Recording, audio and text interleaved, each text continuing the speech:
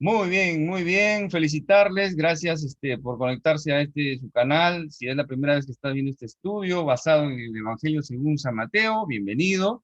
Que el Señor te bendiga. Realmente hacemos estudios bíblicos que están siendo de mucha edificación a nuestras vidas. Realmente nos desafían, realmente nos confrontan, así que a la luz de la Escritura. ¿De acuerdo? Si de repente te parece un poco marcado, fuerte o novedoso el escuchar la palabra de esta manera, te pido paciencia, te pido que no mires al hombre, sino escuches la palabra de Dios, que realmente es un tiempo, considero que el Señor quiere traer avivamiento a las iglesias locales, a la iglesia en general en este tiempo, pero nosotros somos parte de ese avivamiento, y si nosotros realmente no se enciende ese fuego en nosotros, no va a haber un avivamiento. Siempre vamos a ser tibios o peor aún fríos, y eso definitivamente no ayuda a la iglesia. Ya, mis hermanos, así que bienvenidos.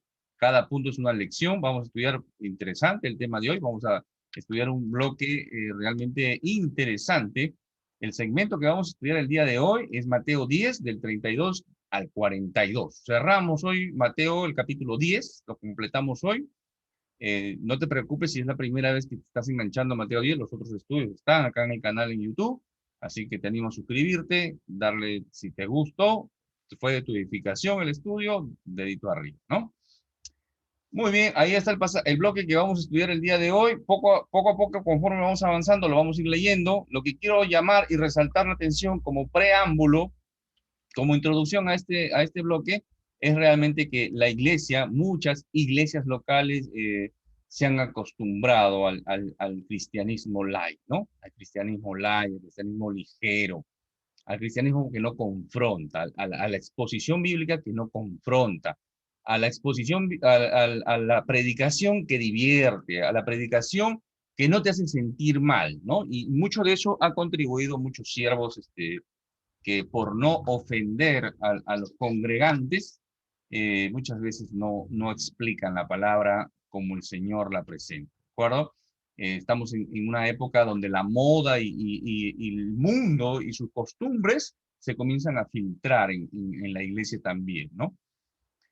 Nos gusta todo rápido, todo al instante, y a veces entendemos, en nuestras oraciones entendemos que Dios es como el genio de la lámpara, ¿no? Que uno hay que pedirle, puede estar a disposición de pedir todos los deseos que querramos, ¿no? No solamente tres, sino todos los deseos que querramos, y siempre estamos pidiendo, y tenemos muchas más cosas que agradecer que pedir, mis hermanos. Y otra cosa, a veces pensamos que Dios es como un cajero automático, ¿no? No solamente de dinero, sino también de solución de problemas, ¿no? Entonces se ha entendido mal el cristianismo. En el cristianismo hay problemas, hay persecución, oposición. Claro que sí. El detalle está con qué lo vas a afrontar. Con tus fuerzas vas a ser destruido. Pero el poder, por eso que Efesios 6 dice, hay que fortalecernos en el poder de su fuerza, no de nuestras fuerzas. ¿De acuerdo? El poder de su fuerza. Y así como hay café descafeinado, leche deslactosada y otras cosas que van perdiendo su principio activo, chocolate que no es chocolate, ¿no? Así también podemos encontrar iglesias donde hay un cristianismo sin Cristo. Es lamentable decirlo, ¿no? Y muchos de los creyentes están escondidos, ¿no? Me hace recordar una película que vi alguna vez, Cristiano de la Secreta, ¿no? Mientras el cristiano esté escondido, incógnito, no tiene problemas con el mundo. Pero el cristiano verdadero sale, confiesa a su Señor, predica a pesar de la oposición. Va sembrando, va llorando a veces, como el salmista, va llorando. Pero un día volverá cantando y gozoso, porque ha hecho la obra que su Señor le encomendó. Perdón. Muy bien. Mateo 10, 32, 33 dice, a cualquiera pues que me confiese delante de los hombres, yo también le confesaré delante de mi Padre que está en los cielos. Y a cualquiera que me niegue delante de los hombres, yo también le negaré delante de mi Padre que está en los cielos. ¿De acuerdo? Ahí está, confesar y negar. Ese es el contraste, ¿de acuerdo? Confesar, decir, proclamar, no negar, ¿no? Eso es lo que está diciendo acá. Está hablando en este tiempo. El creyente que no niega a su Señor en este tiempo, ¿no? El Señor, pasado esta era, pasado este siglo, ¿no? El Señor ya nos exaltará o nos dará nuestro lugar en relación al Padre, ¿de acuerdo? Esa vida abundante, esa vida plena, esa vida eterna, ¿de acuerdo? Eso es lo que está diciendo acá. Y ese es el detalle que la prueba, la prueba da el compromiso real cuando surge la oposición. Eso es, un creyente comprometido realmente se muestra en la oposición, cuando hay oposición.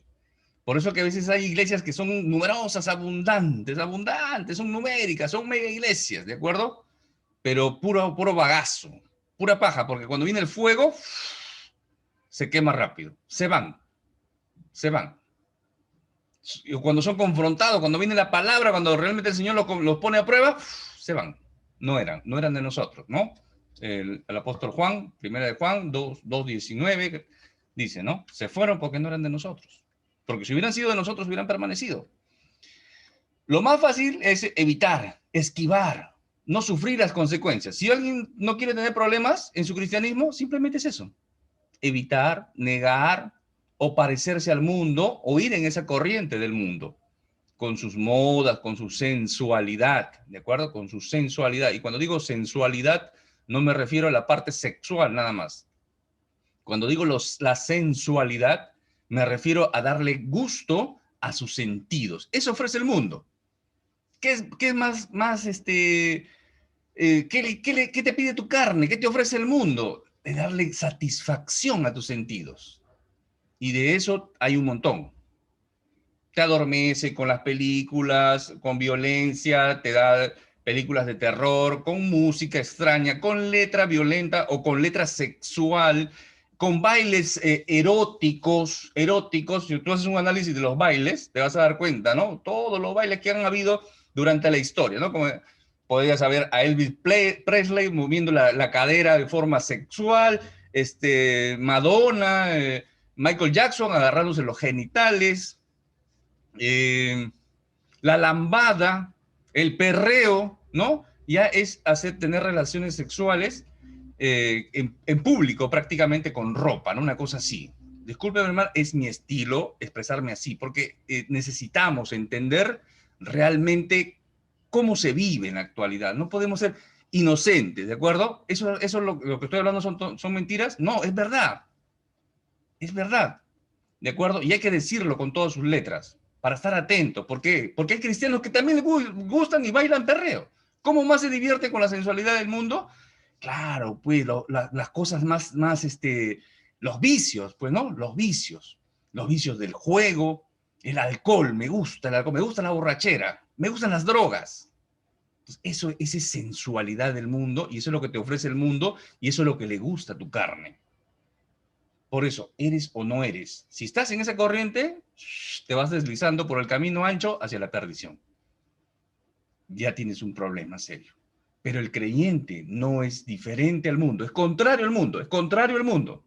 Es como un salmón, va contracorriente. No importa, la corriente va para allá, no me importa, voy para allá. Yo tengo que poner mis huevos allá, dice el salmón. Y va a contracorriente. Ese es un cristiano. Ese es un cristiano. Llámalo loco, llámalo fanático, llámalo, pero es un cristiano que honra a su Señor, busca engrandecer el nombre de su Dios. Y hoy vive en obediencia y camina en santidad. Y cada vez más santidad. Es una santidad progresiva. Va avanzando. Ese es el cristiano, mis hermanos. Ese es el creyente. El que no niega su fe. El que con sus actitudes, con su testimonio, ya es un fastidio. Ya es un fastidio para el mundo, para el inconverso. Eso es lo que está diciendo acá, eso es confesar, ¿no? Ah, ya, soy cristiano, estoy gritando, soy cristiano, pero su vida no dice que es cristiano. Mejor no sería que no digas que eres cristiano. Si tu testimonio es terriblemente carnal, mundano, es mejor que no digas que eres cristiano. Vuelve primero a la cruz, ¿no? Con arrepentimiento y fe. Y que el Señor haga una obra en tu vida. Pero no lo digas, porque hay muchos cristianos que son nominales, son cristianos de nombre nada más. Entonces, eso es lo que no se busca. Así que cuando se habla de confesar, se habla de confesar con todo tu ser, con tus actitudes, con tus palabras, con tu testimonio, con tu adoración, con tu obediencia a la palabra de Dios, ¿no? Nomás cuando uno lee Efesios, ¿no? La mujer debe estar sometida a su marido. El marido debe amar a su mujer como Cristo amó la iglesia. Los hijos deben ser obedientes a los padres. Los que trabajan deben obedecer a sus jefes. Los jefes deben ser buenos con los...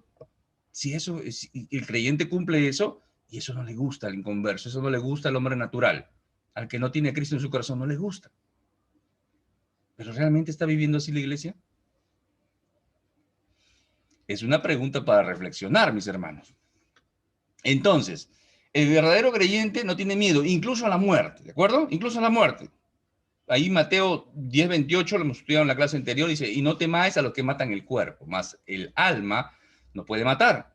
Temed más bien a aquel que puede destruir el alma y el cuerpo en el infierno. Ya estudiamos eso, ya sabemos quién es. ¿De acuerdo?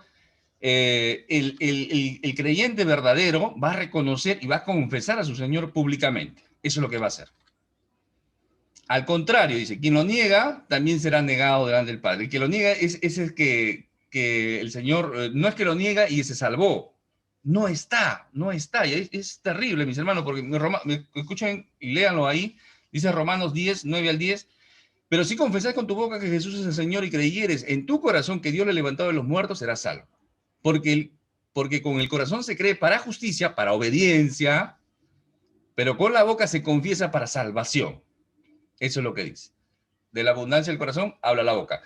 Si mi vida interior, si mi vida, mi corazón ha sido transformado por Cristo, yo voy a hablar cosas de Cristo. Mi vida va a dar testimonio de Cristo, de lo que Cristo ha hecho en mí.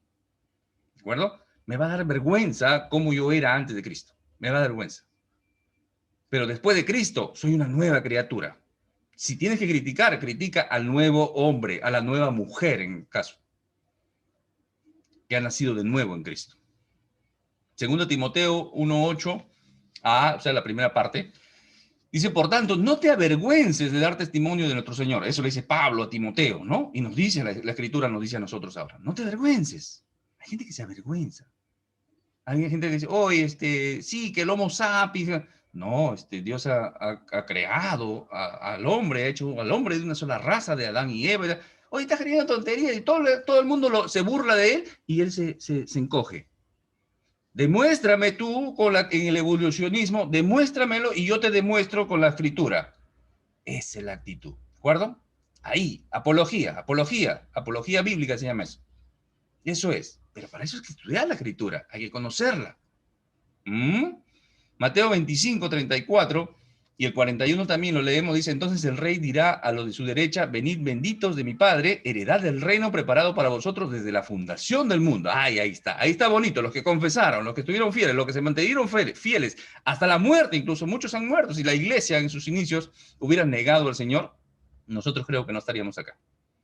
Pero por la vida, el sacrificio, por ese testimonio, ellos han sido testigos, martirizados, nosotros seguimos esto.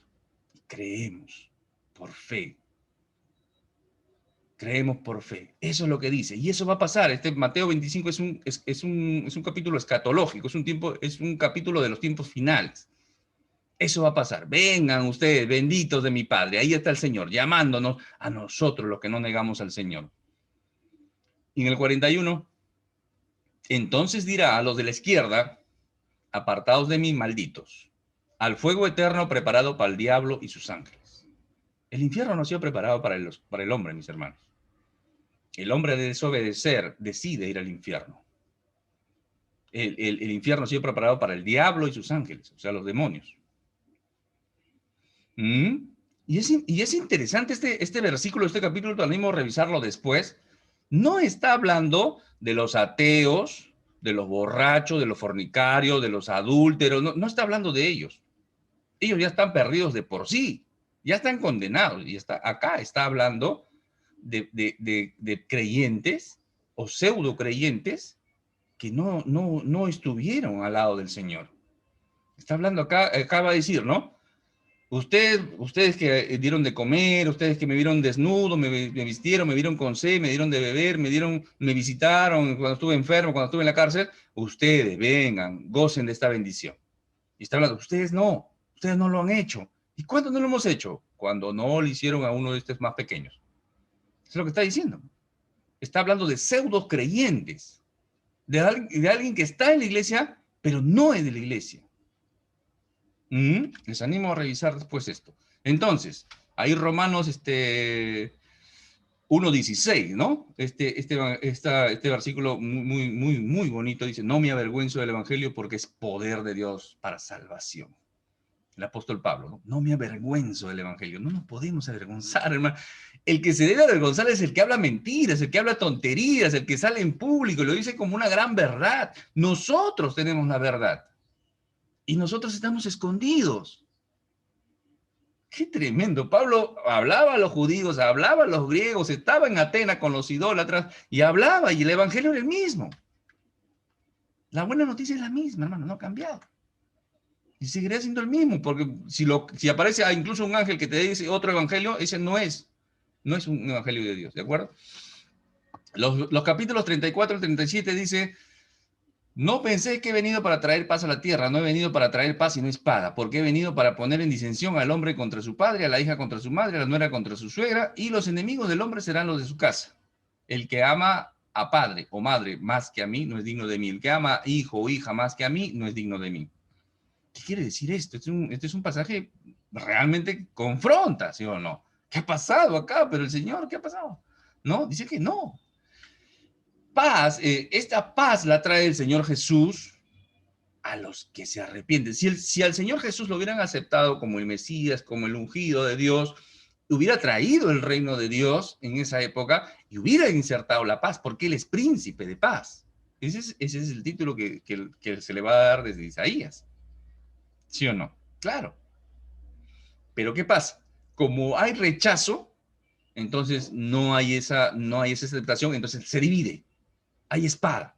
Hay paz para el que está con Dios, porque Cristo lo reconcilia con Dios. Eso es lo que hace Cristo. Cristo estaba en aquella cruz, estaba reconciliando al perdido con Dios, con el Padre. Eso es lo que hace Cristo. Cristo hace la obra mediadora de reconciliarnos con el Padre. Pero el que no acepta eso está en el lado contrario.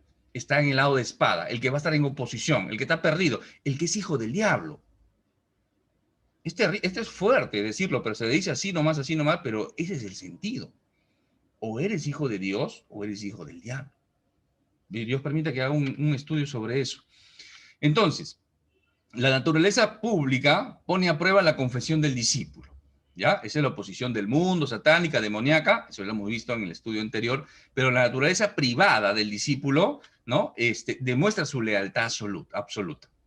Una cosa es que yo me esté peleando con el mundo, pero si algo dentro de mi casa me aferro a algo, entonces no demuestro mi lealtad absoluta.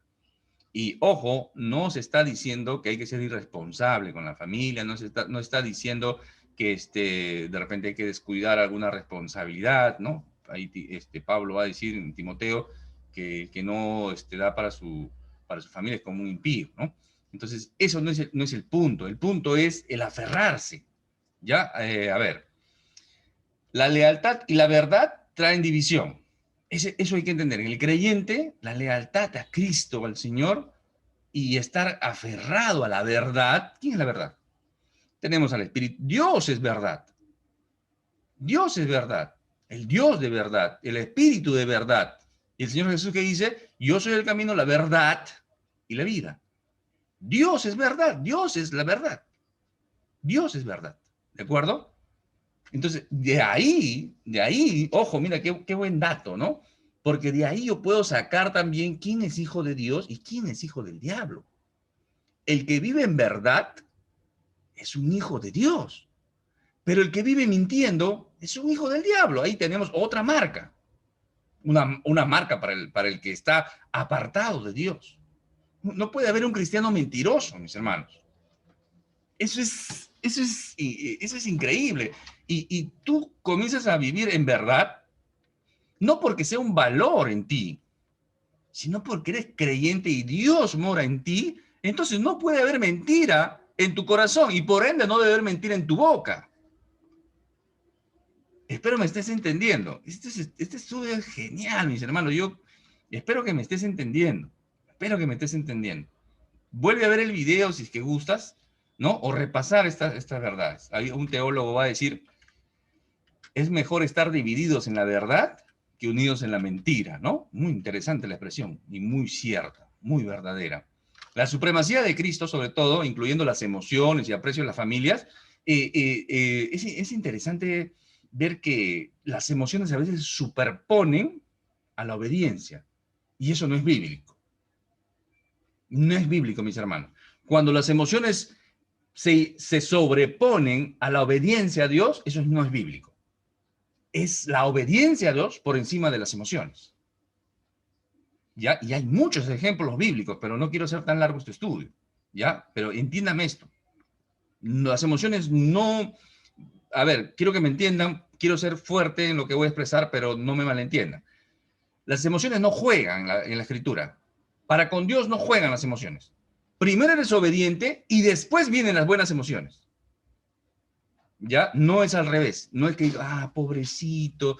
Y hay muchos casos, mis hermanos, ¿no? Por ejemplo, se me ocurre, a veces se me viene a la mente el caso de los hijos de Aarón. Los hijos de Aarón. Los hijos de Aarón, Aarón era el sumo sacerdote, ¿no? El hermano de Moisés. Tenía 2 hijos. Y estos 2 hijos también eran los sucesores. Y estos 2 hijos un día van y preparan un fuego extraño. No explica la Escritura, pero aparentemente no era lo que Dios había dicho que tenía que ser, ¿no? Dios manda a hacer un incienso exclusivo para él. Dios manda a hacer un aceite exclusivo para él con ciertos aromas, ciertas cosas, ciertas cortezas y hierbas. Exclusivo. Y esto debe ser solamente para Dios. Y esto debe ser solamente para Dios. Y parece que ellos hacen un fuego extraño, dice la palabra, y encienden el holocausto. ¿Y qué pasa con ese fuego? Los quema a sus hijos. Los quema. Y se mueren. Y obviamente tú te pones en los zapatos, en las sandalias de Aarón como padre de repente, y dices, uy, ¿qué pasó, no? Qué malo es Dios. Y yo tengo incluso hermanos creyentes que ponen en el banquillo de los acusados a Dios y dicen, qué malo Dios, ¿no? ¿Cómo lo va a matar, pobrecito? Pero ¿qué Dios había dicho? ¿Qué había dicho Dios? Que así tenía que hacerse. ¿Y ellos qué hicieron? No lo hicieron así. Saúl le dijeron, anda Saúl, haz esto, mata a todos. ¿Y qué hizo Saúl? No obedeció. Saúl pudo haber pensado, pobrecito, no, ¿por qué voy a matar a este? No, vamos a dejarlo para vivir al rey. Vamos. Él usó su criterio, usó sus emociones. No obedeció a Dios. Cuando se pierde el arca y lo recupera, y David lo está transportando, y lo está transportando como en una carreta, ¿no? Como una carreta. ¿Dios había dicho que transporten así el arca?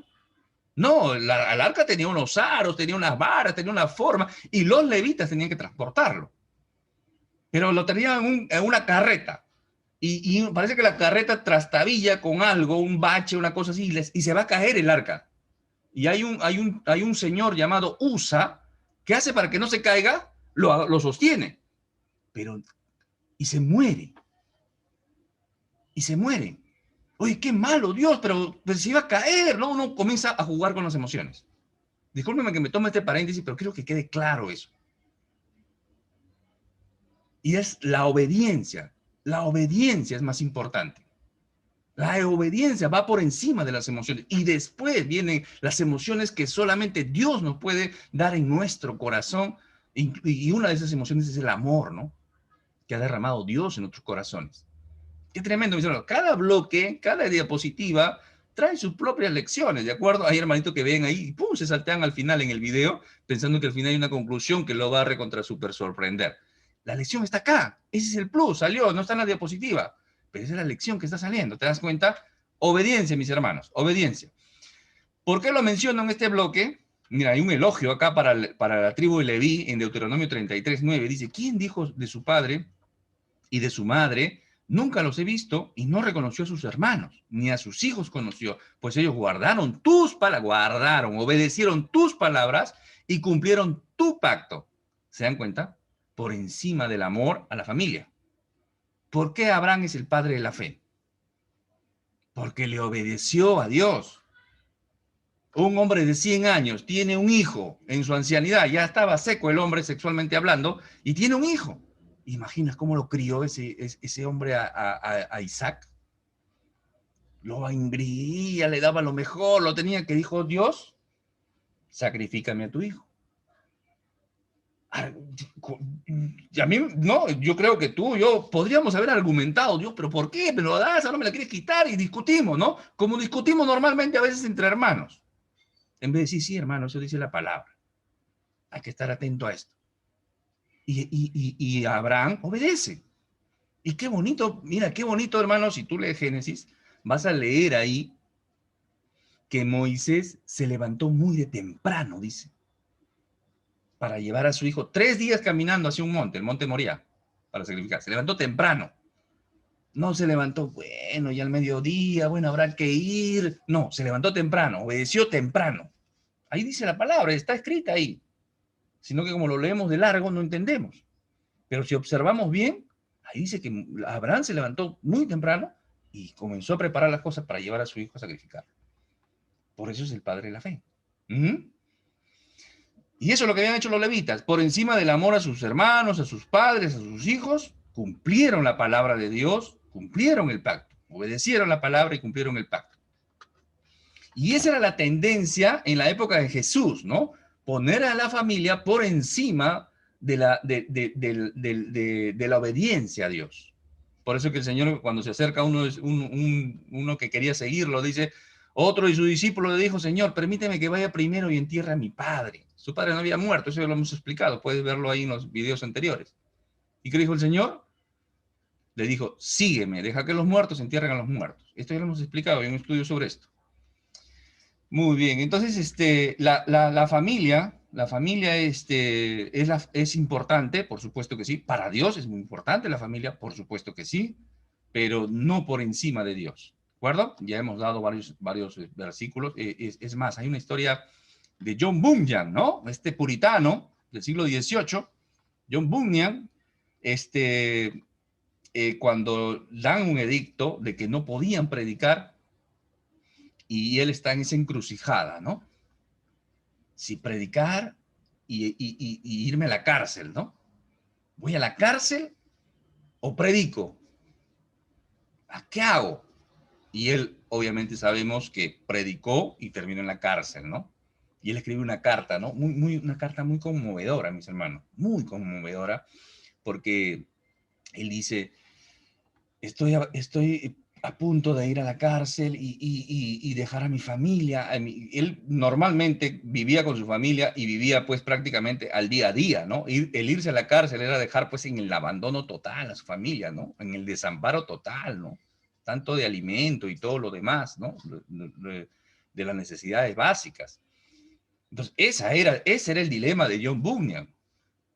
Entonces, él dice, y al final termina, va a la cárcel, predica del Señor y termina en la cárcel, y en la cárcel Dios lo usa tremendamente, tiene unos escritos muy hermosos, dentro de ellos El progreso del peregrino, pero en esta carta que les estoy comentando, él dice que extrañaba esto, ¿no? Extrañaba a su esposa, y de todos los hijos que tenía, que él decía, ahí los he dejado en el desamparo y el abandono, al que más extraño, tenía un hijo, que era cieguito, hermanos.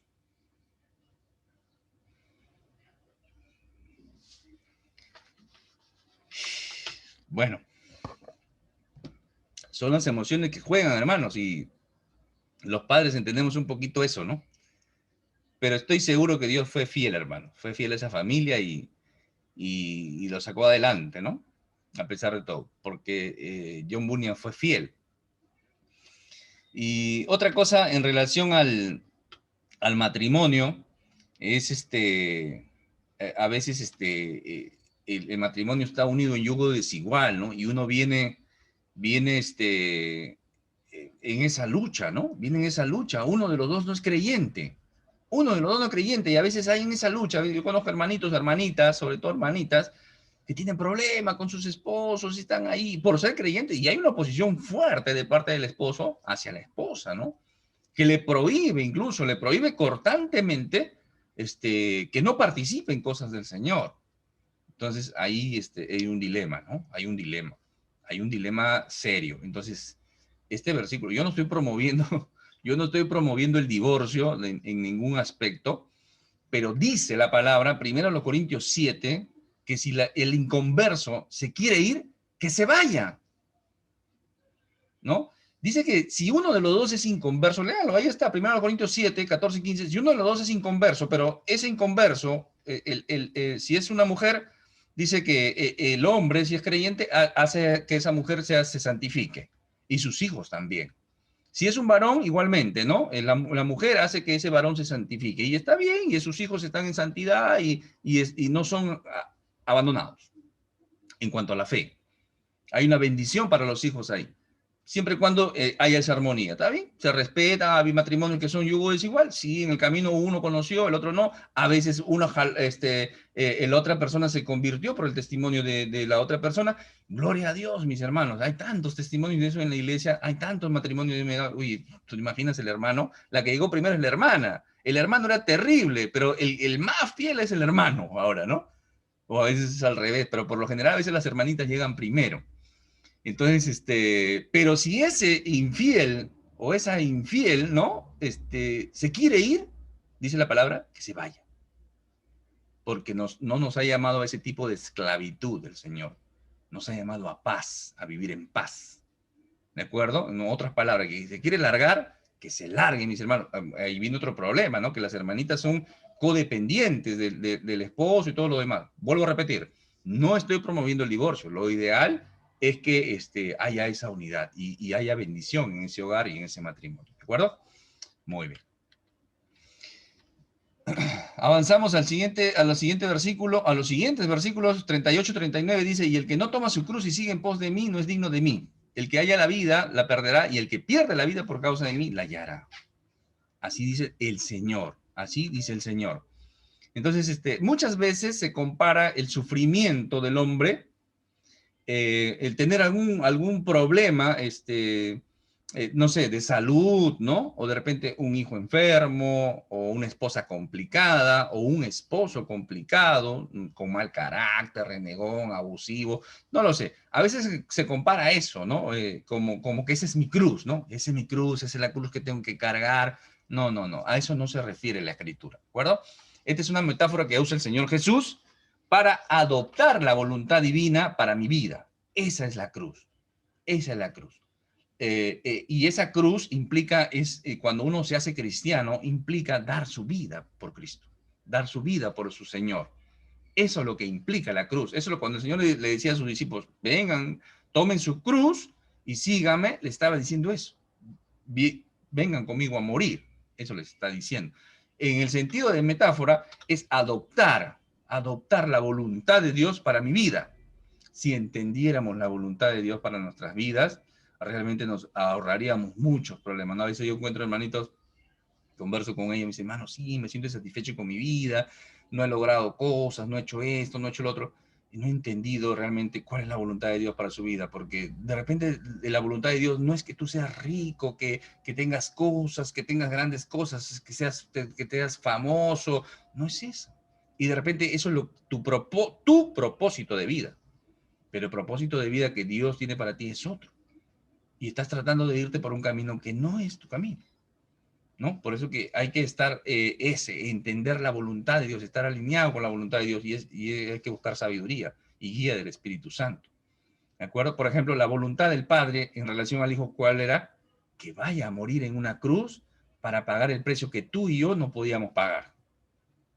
Espero que se entienda esto, ¿de acuerdo? De seguir la cruz. Entonces, cuando yo sigo a Cristo, encuentro la vida verdadera, mis hermanos. Cuando yo sigo a Cristo, encuentro realmente la vida verdadera, así me muera, así me maten. ¿Ya? Mateo 16, 24, 26 dice, entonces Jesús dijo a sus discípulos, si alguno quiere venir en pos de mí, niéguese a sí mismo y tome su cruz, niéguese. O sea, tus proyectos no sirven acá. Tus planes, tus títulos no sirven acá. De repente, si Dios quiere, puede usarlos de acuerdo a su voluntad, pero no en tu voluntad. Tú como siervo, esclavo de Cristo, ¿de quién tienes que hacer la voluntad? De lo que te dice tu Señor, pues. Ese es el cristiano. Ese es el cristiano, y eso es lo que debemos entender. Si Cristo es tu Señor, entonces vive para agradarle a Él. Lo que Él te dice que hagas. El propósito de vida.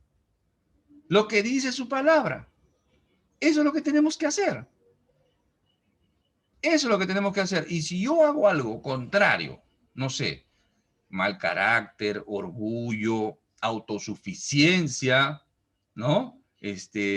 O no necesito de Dios, entonces ahí tengo un problema. Y me llamo cristiano. Ese no es. No es. Tienes que negarte a ti mismo y tomar tu cruz y seguir. Eso es lo que dice. Y sígueme.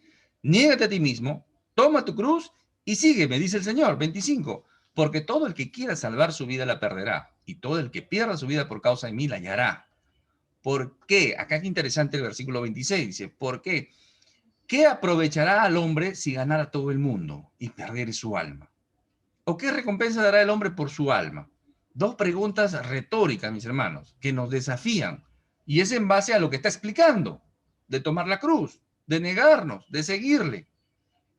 Ya, no me quieres seguir, no quieres tomar tu cruz, ya, y entonces gánate el mundo, pues.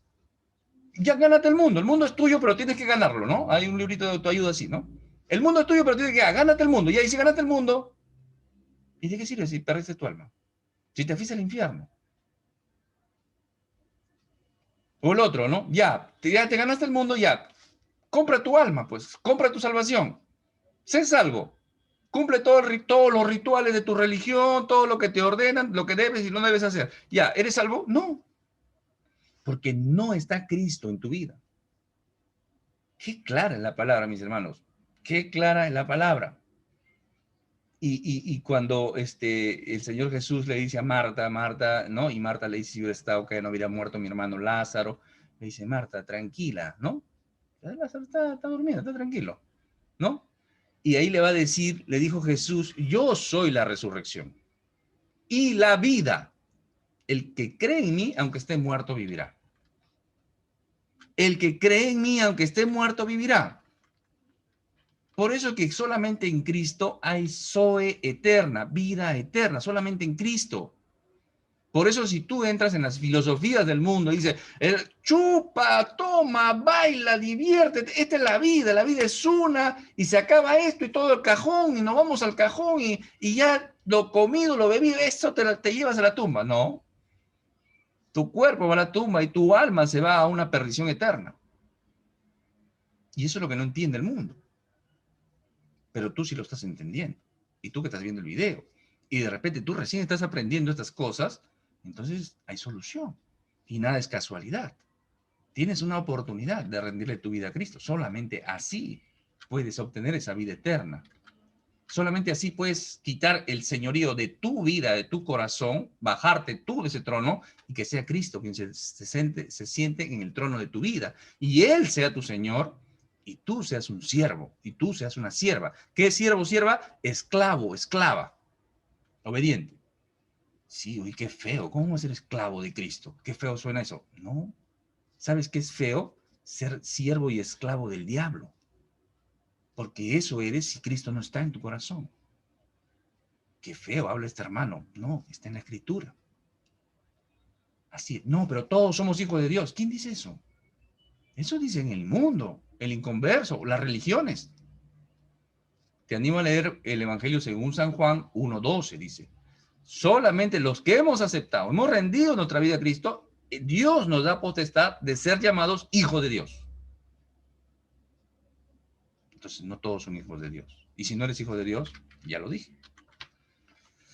Avanzamos a nuestro bloque final, dice 40 y 42 del capítulo 10 del Evangelio según San Mateo, el que a vosotros recibe, a mí me recibe. Y el que me recibe a mí, recibe al que me envió. Y el que recibe a un profeta, por cuanto es profeta, recompensa de profeta recibirá. Y el que recibe a un justo, porque cuanto es justo, recompensa de justo recibirá. Y cualquiera que dé a uno de estos pequeñitos un vaso de agua fría solamente, por cuanto es discípulo, de cierto os digo que no perderá recompensa. ¡Ah, caramba! ¿Hay recompensa? Claro que sí, claro que sí, claro que sí. Acordémonos que los enviados, cuando Cristo envía a los discípulos, los envía con un mensaje, la buena noticia, el evangelio, Y después, ¿qué dice? Les da su autoridad, va con su autoridad. Es igual que ahora, ¿no? Uno recibe un político, un embajador de otro país, lo trata como si fuera el presidente de ese país. Y tiene en el país, tiene una casa, ¿no? Una embajada, que es como si fuera un territorio de ese país.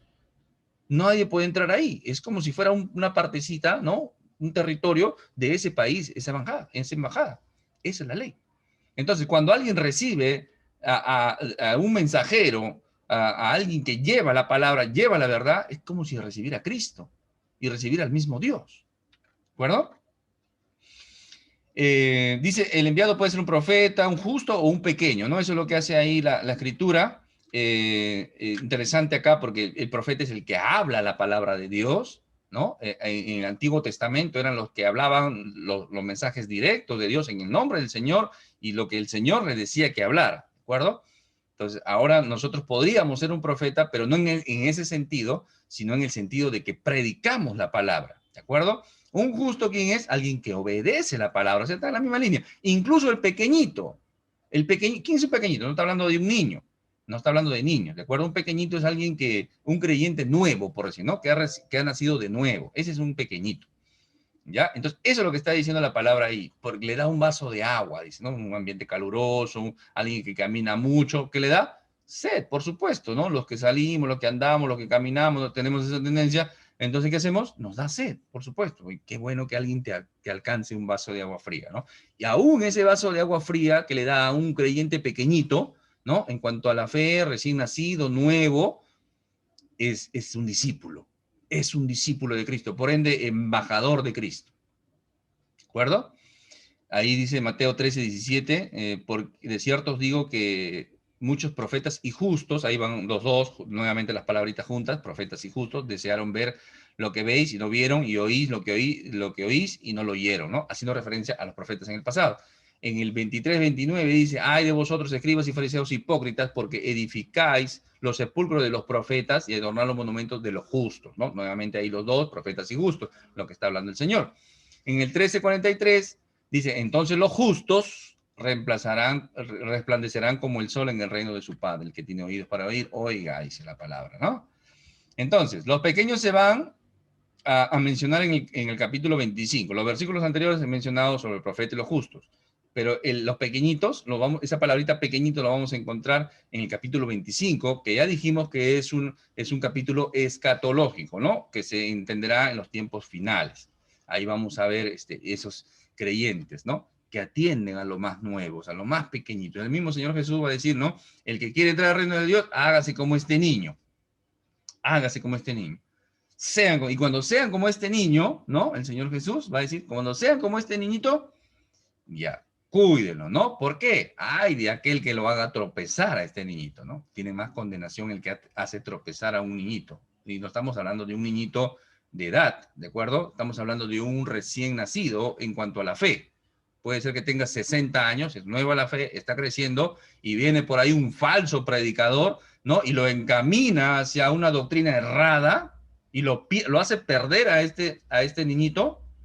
Ese predicador, Dios le va a tomar cuentas. A ese falso maestro, falso predicador, ¿de acuerdo? Le va a tomar cuentas.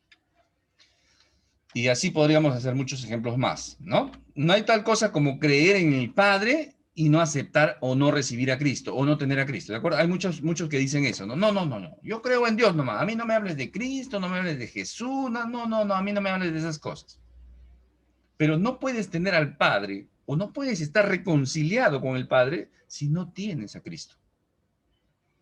Hay como 10 versículos en los cuales la palabra de Dios habla de que no tiene al Padre, no tiene al Hijo, no tiene al Padre. Ahí he puesto una, primera de Juan 2:23, dice, todo el que niega al Hijo no tiene al Padre. El que reconoce al Hijo tiene también al Padre. Ahí está lo que está diciendo Juan, el ancianito Juan en su primera carta. Pero les vuelvo a repetir, hay como 10 versículos que hablan de esto. ¿Cuántas veces tiene que decirme Dios algo para hacerle caso? ¿Cuántas veces? 5, 10, 20, una nada más. Una sola vez, suficiente. Suficiente. Dios no tendría por qué estar repitiendo las cosas. ¿No? había un zapatero, esta historia también es conmovedora, ¿no? Hay historias que realmente me conmueven porque mucho me identifico, y también, hermano, cuando Dios nos da ese corazón, ¿no? De poder entender a otras personas. Este era una persona que quería ser predicador, quería predicar, pero no pudo obtener la licencia, no pudo estudiar, y no pudo hacer, entonces tuvo el oficio de zapatero, y este zapatero se encontró con un muchacho que quería predicar. Entonces el zapatero lo apoyaba, ¿no? Económicamente, con lo que podía para sus estudios. Hasta que este muchacho se gradúa, ¿no? Y en su primera prédica que iba a dar, ya tenía licencia para predicar, ¿no? Esto lo encontré en un escrito de Barclay, un teólogo. Dice que el predicador, el zapatero, perdón, le dice: mira, ve, yo siempre quise predicar, por eso te he apoyado en lo que he podido, voy a hacerte los zapatos y quiero que esos zapatos, por favor, los uses el primer día o la primera prédica que vas a dar, ¿no? Y así me voy a sentir satisfecho, porque yo también quise ser predicador. Entonces el zapatero le hace el zapato, y es interesante, ¿no? Porque esa era su gratificación, ¿no? El poder haber ayudado a alguien, el poder haber, con lo que ha podido, ¿no? Contribuir en la obra de Dios. Eso es, mi hermano. Sea un poquito, sea mucho, pero esa era su gratificación, y Dios seguramente le dio esa emoción correcta, ¿no? Esa correcta ortopatía, la correcta ortopatía, esa correcta emoción le dio. Entonces, y a veces esas son las recompensas, las pequeñas o grandes recompensas que Dios nos da en este tiempo. Pero no esperamos muchas de repente en este tiempo, porque ya tenemos una asegurada en la eternidad. Y es estar por la eternidad con nuestro Dios junto a Él. Esa es la mayor recompensa, mis hermanos. ¿De acuerdo? Pero el Señor es fiel, hermanos, en este tiempo, en esta tierra, en este espacio. ¿Ya? Ahí Calvino, ¿no? Un gran teólogo también, él fue expulsado de Ginebra por unos hombres que no aceptaban su teología. O sea, Calvino había sido tan tajante, tan cortante, tan bíblico en sus doctrinas que presentó ahí, que muchos hombres le comenzaron a tener envidia, y en vez de agradecerles por mostrarles estas verdades, lo votaron, lo expulsaron, ¿no? Entonces, Calvino dice, ¿no? Si yo realmente hubiera esperado una recompensa del hombre, esta sería algo terrible, ¿no? Pero la recompensa que espero es la de Dios, ¿no? Esa es la recompensa. Entonces, él no veía el abuso, ¿no? O sea, le daba una verdad, y le pagaban con mal, ¿no? Si él hubiera esperado eso, realmente hubiera sido frustrante, ¿no? Hubiera sido decepcionado realmente. Pero dice, no, mi recompensa no viene de los hombres, viene de Dios. Interesante, interesante, mis hermanos. Muy bien, termino con esto para recapitular la clase anterior y esta, ¿no? Entonces, creyente, las marcas del discípulo, del misionero, del que es enviado, tiene que imitar a su maestro, imita a su Señor. Eso es, mi hermano, ¿ya? Eso es. A veces, haciendo un pequeño, rapidito, un paréntesis, a veces encuentro con hermanos y hermanitas también que, muy por el contrario de agradecer a veces lo poquito que uno les enseña, como que se notara un poco de fastidio, ¿no? Se notara un poquito de fastidio. Y esto lo he encontrado incluso con siervos, ¿no? Con siervos, ese cierto fastidio, ¿no? En vez de decir, oye, está bien, ¿no? ¿Por qué no estudiamos? ¿Por qué no hacemos esto? Tienes razón, ¿no? Con lo poquito que sé, no sé todo, no soy un eximio, no soy un experto en la palabra de Dios, nos morimos aprendiendo la palabra de Dios, pero en vez de repente aprovechar eso, o ese don de repente que Dios nos da, como que lo frenan, ¿no? Lo frenan, no sé, como una cierta envidia, podríamos decir, o simplemente no quiere, pues, no quiere que se enseñe, ¿no? Muchos incluso hermanos me dicen, no, hermano, usted no enseña así. O no diga esto, ¿no? Ya de repente mi manera lo podría cambiar. Un estilo que no les gusta, algo podría cambiarlo, pero no me puede decir que no enseño, no hable lo que dice la palabra de Dios, ¿de acuerdo? Eso sí, definitivamente no lo puedo aceptar. Entonces, una recomendación en ese caso, si comienza de repente a surgir algo en ese corazón, no conmigo necesariamente, con otra persona, con otro, de repente, admíralo, imítalo de repente, ¿de acuerdo? Imítalo, perfecciona, ¿no?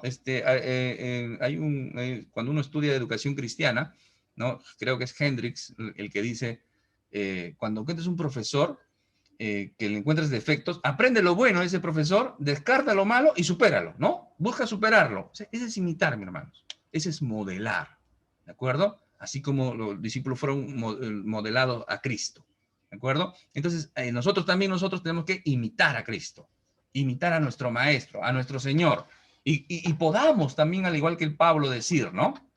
Pablo decía, imítenme a mí, así como yo imito a Cristo. Qué tremendo, ¿no? Todo creyente debería estar en esa capacidad, ¿no? De decir, imítenme a mí. Todo predicador, todo maestro bíblico, todo profesor bíblico debería decir eso. Tendría que estar en esa capacidad. Imítenme a mí, así como yo imito a Cristo. Tremendo. Y ahí está. Esa es una de las marcas de creyente. Otro, no temer al mundo, ¿no? La oposición va a venir. La oposición va a venir. Y puede venir la muerte también por ser creyentes. Gloria a Dios. Confesar a nuestro Señor. Eso lo hemos explicado hoy ya. Dispuesto a abandonar aún a la familia, ¿de acuerdo? Aún a la familia. Este de John Bunyan, ¿no? Tremendo, decía, cómo extraño mi cieguito, decía, cómo extraño mi cieguito. Ofrece su vida, el creyente ofrece su vida, mis hermanos. Y obviamente recibimos recompensa.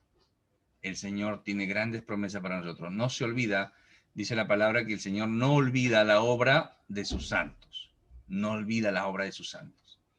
De la diligente, de los sufrimientos, todo. Él tiene incluso control de las lágrimas que derramamos.